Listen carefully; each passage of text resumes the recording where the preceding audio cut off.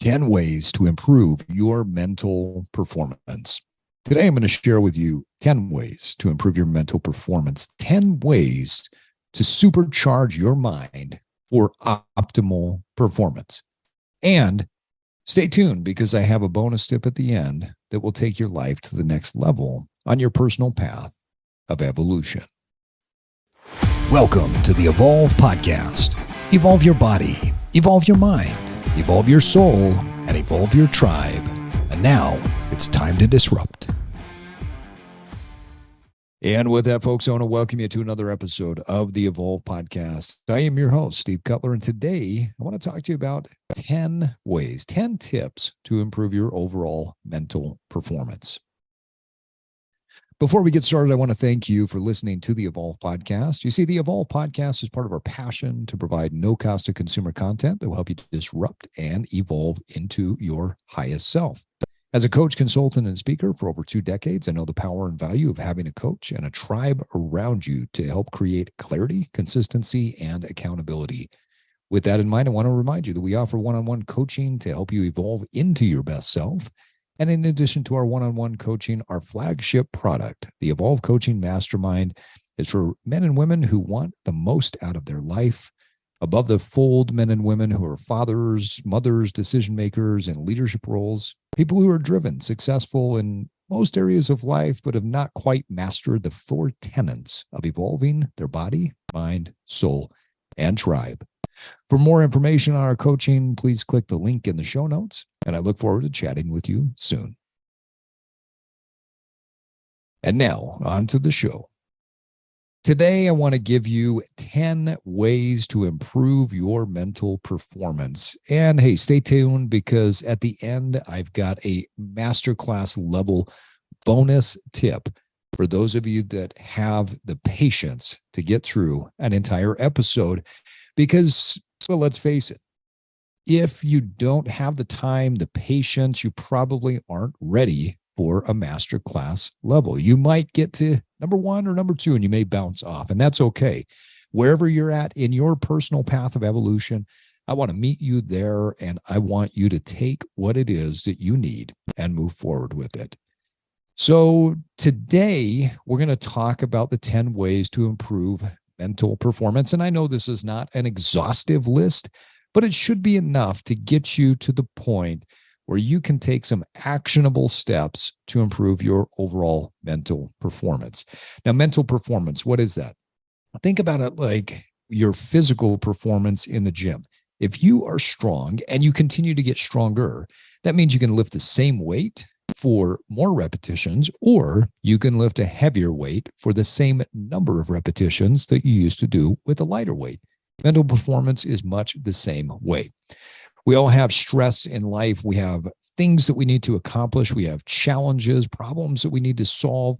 And your mental performance is how you show up on a day-to-day basis. Some days, sure, it's going to be a little bit more difficult than others. Some days you might have more energy. Some days you have less, and that's okay. But your overall mental performance, and if you look at it in terms of an aggregate of how you're showing up to life mentally and emotionally, it is completely tied to your habits. Over time, many of us have decreased in our overall mental performance.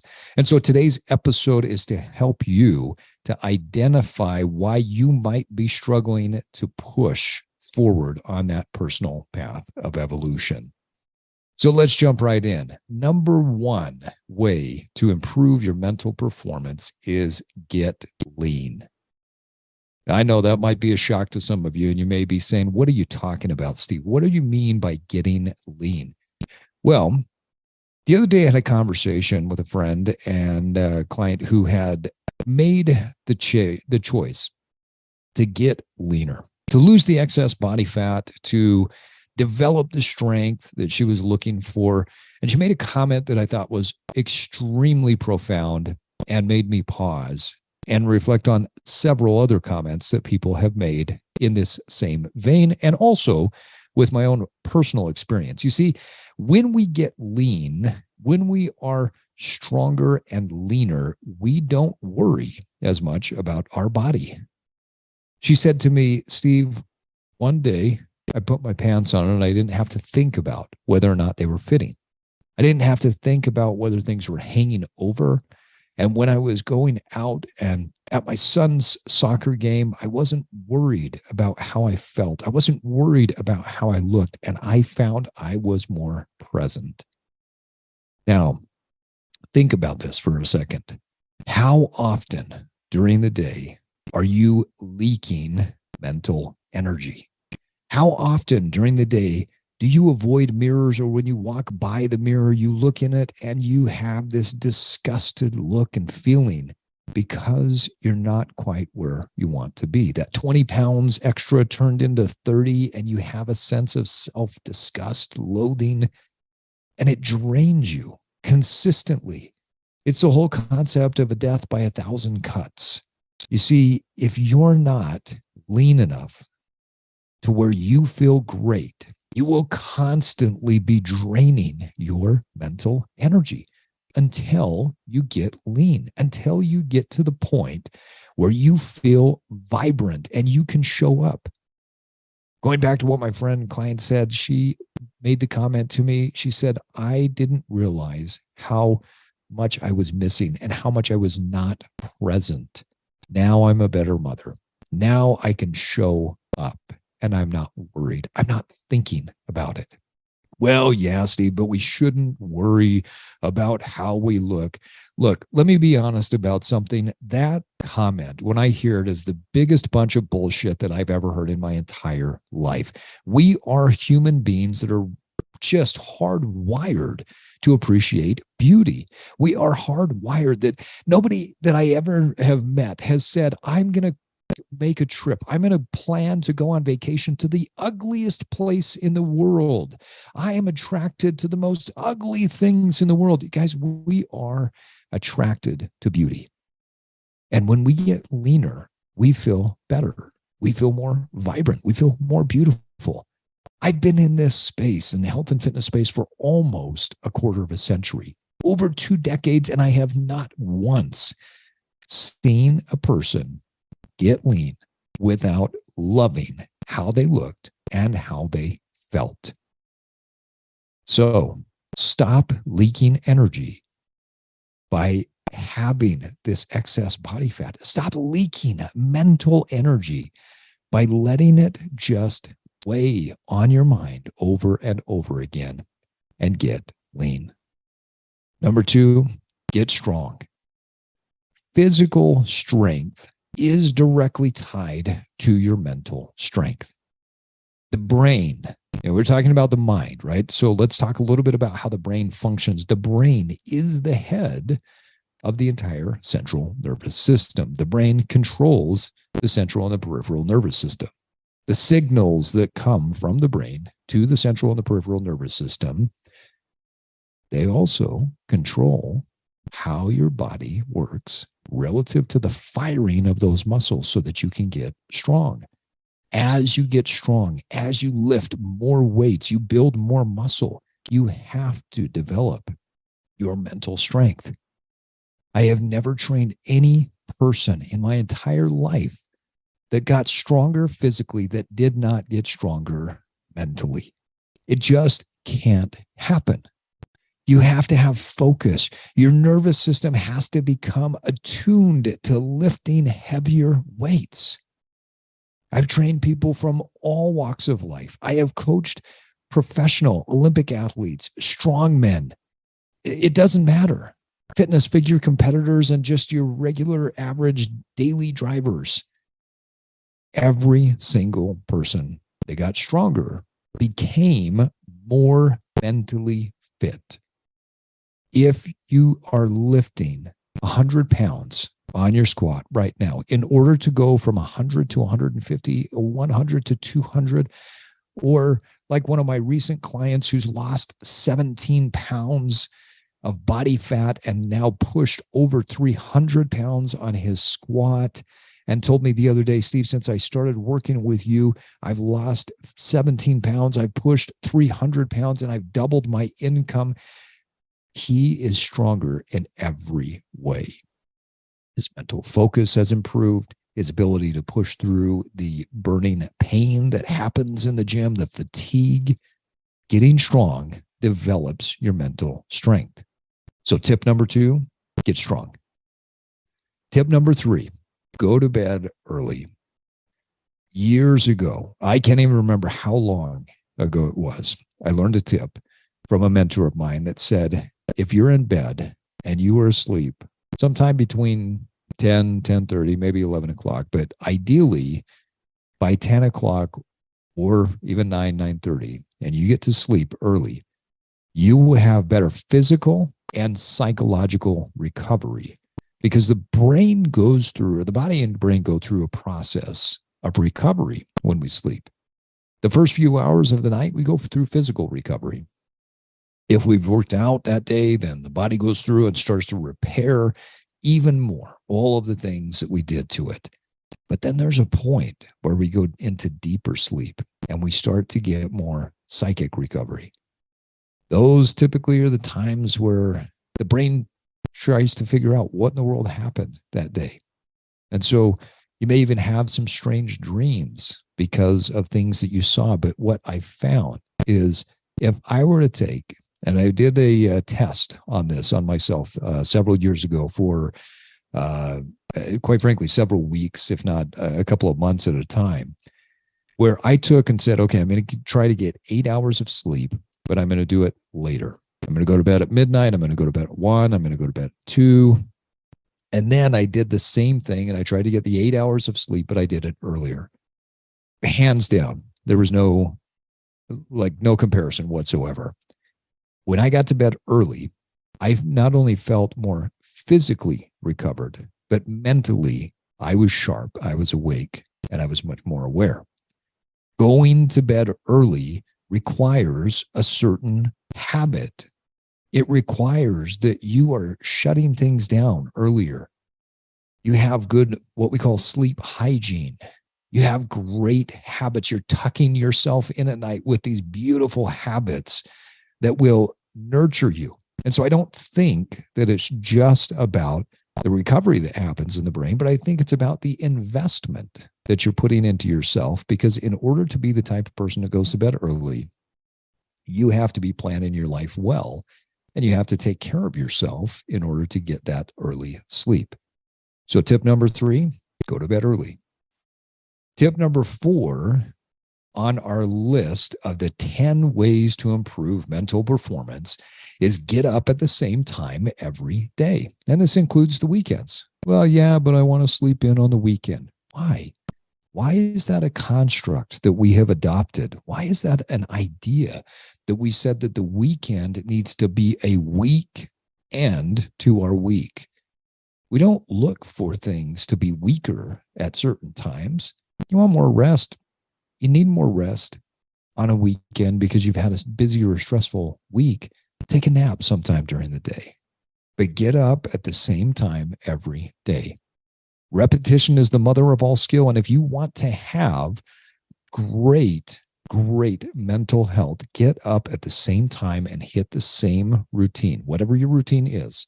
For me, I'll get up in the morning at the same time every day, and I go through the exact same physical routine. That physical routine gets me prepped and ready for the day. Mentally, I am sharp. Now, even if on a morning like this morning, I woke up and I was feeling a little bit more groggy than normal, but I go through my routine, walk out to the kitchen, I get my espresso going, and as soon as I sit down and my hand hits the book to start to read, everything turns on. My mind is awake, my body feels alive, and it doesn't matter how I felt when I was dragging myself out of bed at 4 a.m. I just got to the point where this physical routine, this physical movement, and I'm not talking about working out, I'm just talking about going through the motion to train my body, to train my mind to be strong and healthy, to improve the performance. That physical routine that I go through primes me and preps me for great mental performance, and it can do the same for you. Now, number 5, this is something that if you would have told me this when I was a kid, I would have never believed you.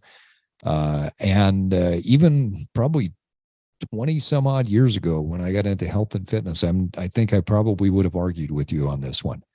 But number 5 is this: watch your carbohydrate intake, especially your sugar intake. Now, I've been in a relatively low carb lifestyle for the better part of, 6 or 7 years at this stage. Higher carbohydrate intake, especially higher sugar intake, can affect the function of the brain and your mental performance in a very negative way. I'm not going to get too much into the science of it, and I'm not even really going to debate you on this. I just want you to try it. Watch the carbohydrate intake. I'm not saying you have to cut carbohydrates completely out.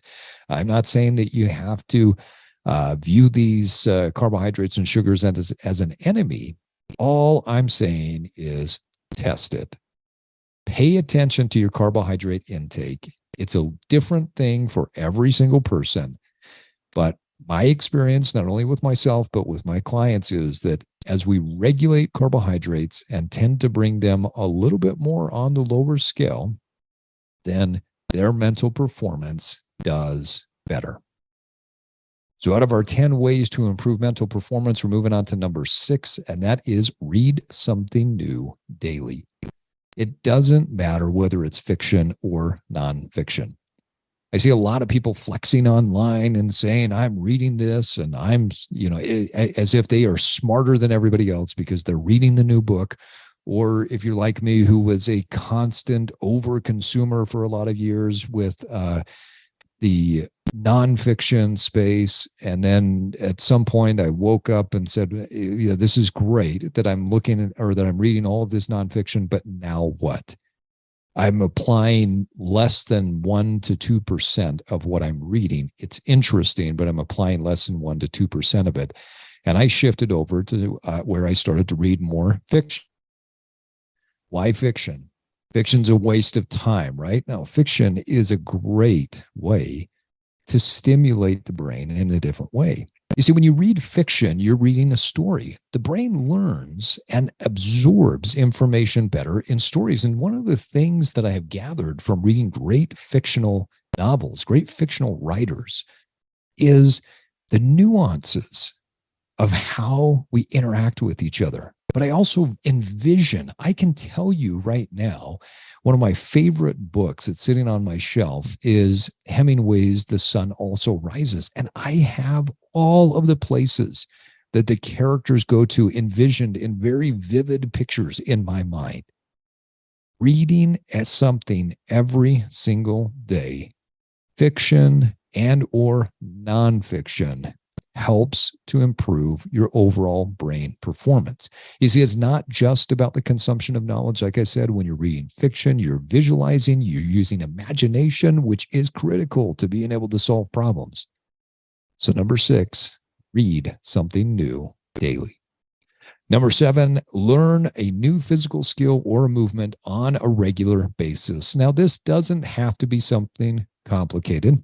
Maybe you want to go take a dance class, or you want to learn a new move, or you just want to learn how to do a new exercise in the gym. It doesn't really matter what it is, but it creates massive dexterity in the brain. It creates this neuroplasticity when you are consistently learning a new physical skill. It takes focus. It takes the ability to adapt. And one of the things that I've found is that if you are practicing new physical skill on a regular basis, not only are you improving your overall nervous system and your overall mental performance, but you're leaning into something that we're going to talk about in the bonus tip. So stay tuned for that.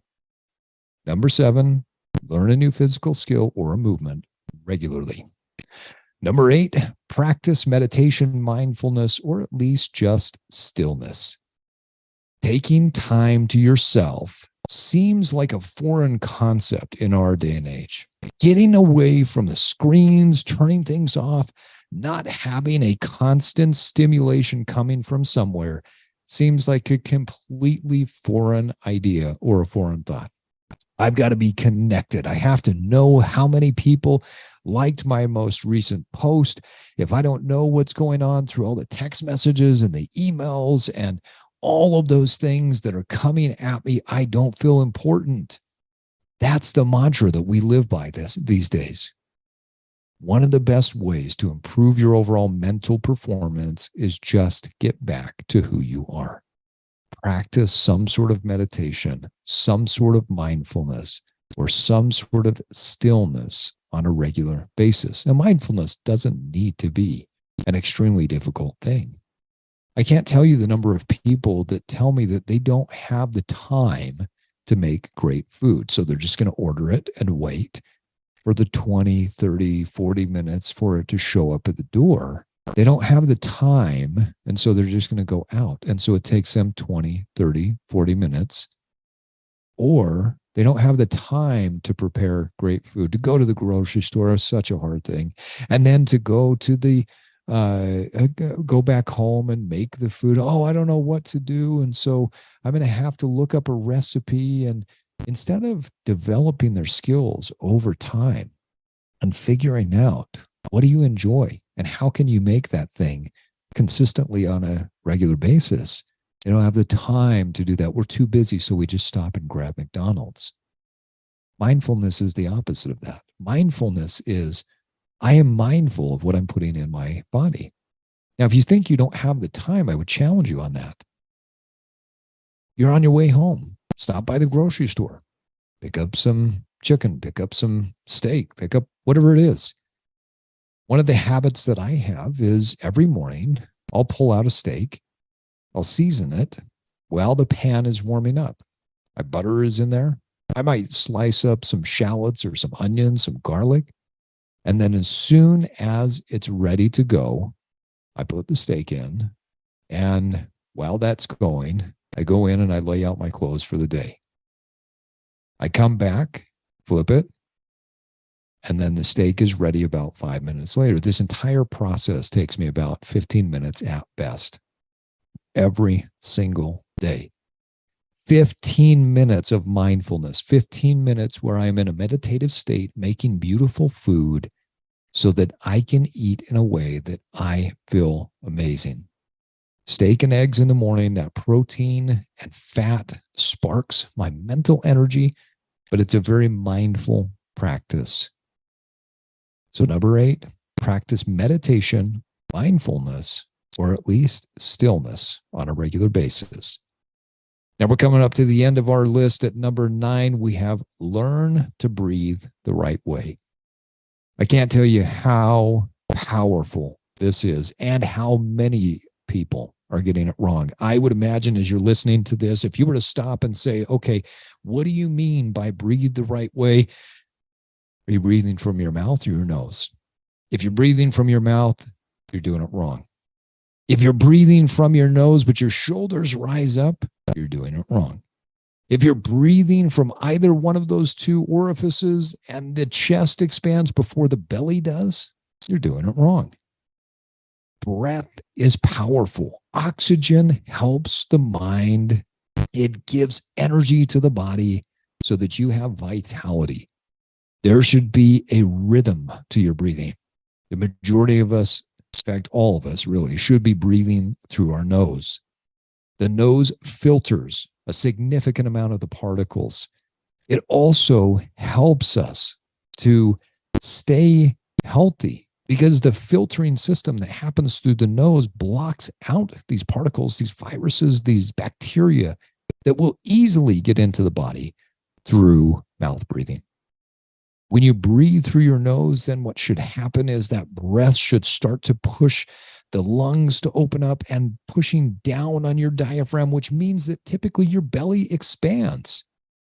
Now, the secondary part of a deep breath is where your lungs expand and your chest opens up. And finally, if you're getting the deepest breath in the world, your shoulders will rise up towards your ears. Most people breathe in the opposite way. They'll breathe through the mouth and they shrug their shoulders.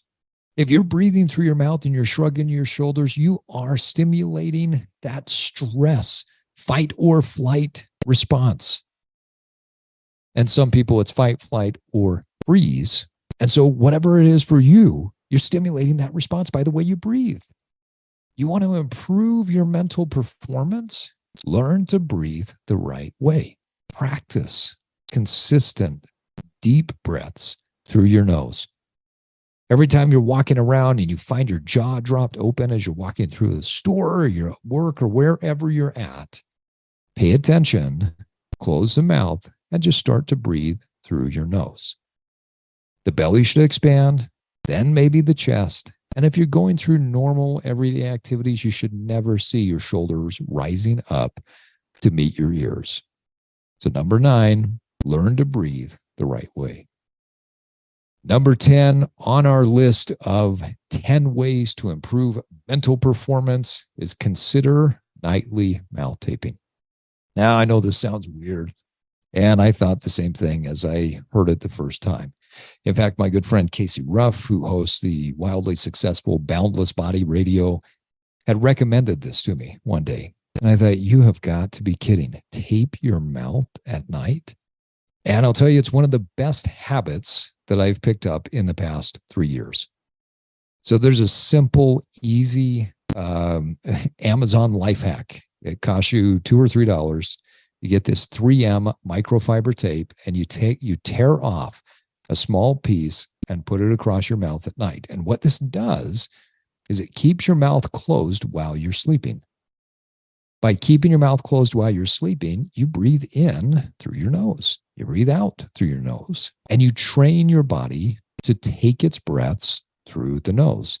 By doing this, you tend to get deeper sleep. By doing this, you also wake up less dehydrated. There's a lot of information out there that you can read about it, how it works, what the mechanisms are, and what the benefits are. I'm just telling you from what I've read, studied, and my own personal experience. I have never seen better quantifiable data in my sleep score, and I have never felt better on a consistent basis with vitality and energy as I have with just simple piece of tape over my mouth at night. In fact, I don't get sick as often as I used to. And when I do, I kick those colds, whatever, flus, whatever it is, so much faster on average than what I used to, because I'm breathing through my nose, not just during the day, but at night as well. All right, 10 ways.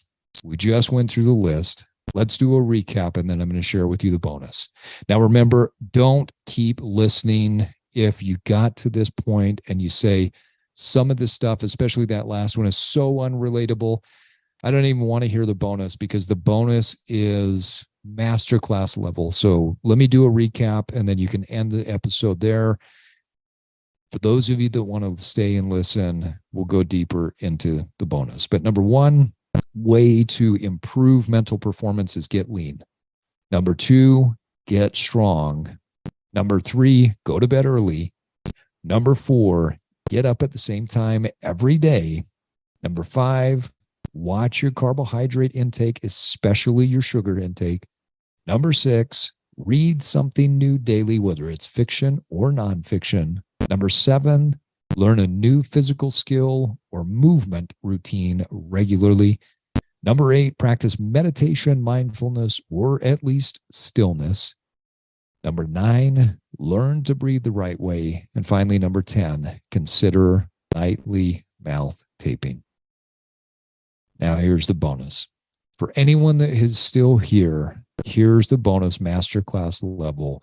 One of the best ways that I found to improve mental performance is tackle the most difficult items on your daily routine, on your daily challenges, your to-do list, whatever you want to call it, first.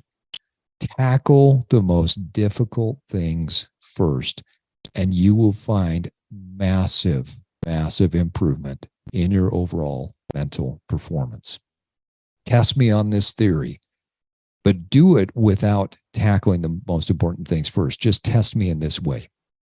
The next time you're in the gym, I want you to go and stand on a treadmill.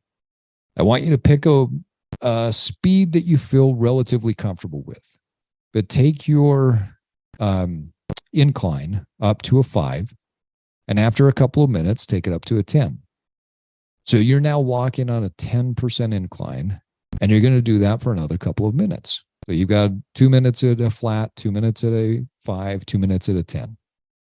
So here we are about 6-7 minutes in, and you're going to raise that incline to the top level. Most treadmills go up to a 15% incline. I want you to take it up to 15, and I want you to maintain 2 to 3 minutes at that level.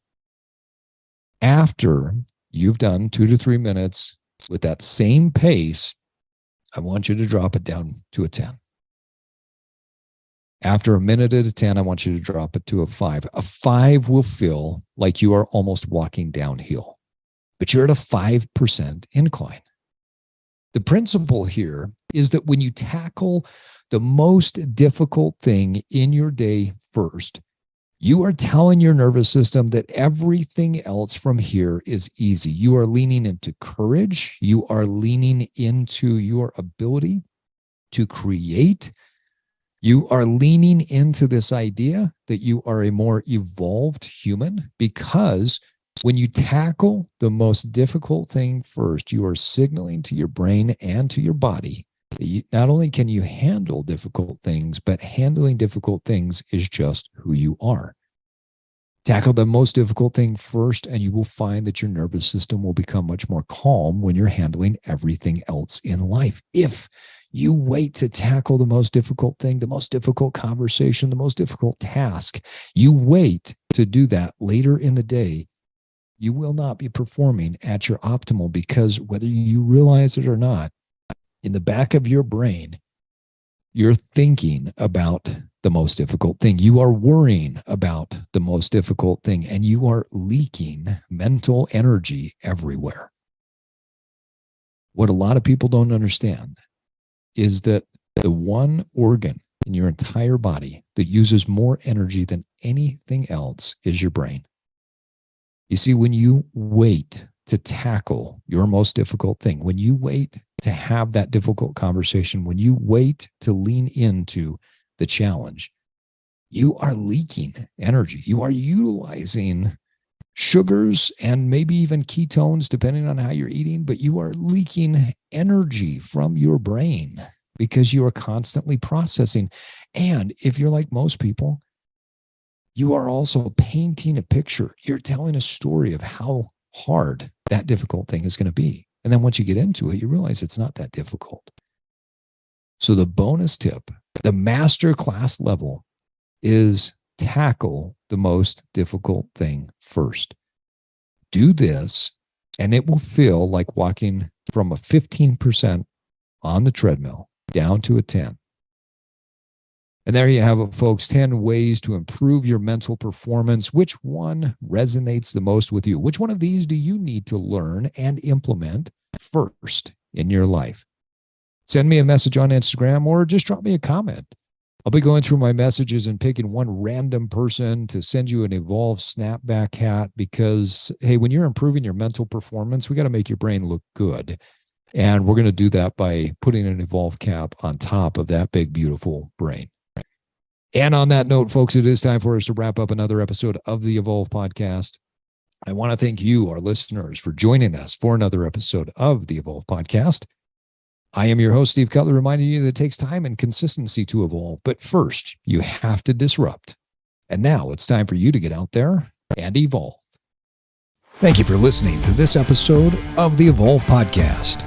Follow us on your favorite podcast app. And if you haven't done so, please give us a rating. As an independent podcast, it really helps us get more reach. This podcast is part of our mission to help millions of people evolve into the best versions of themselves. Please check out our coaching services at evolve-cast.com or pick up some of our Evolve merch. Until next time, keep evolving.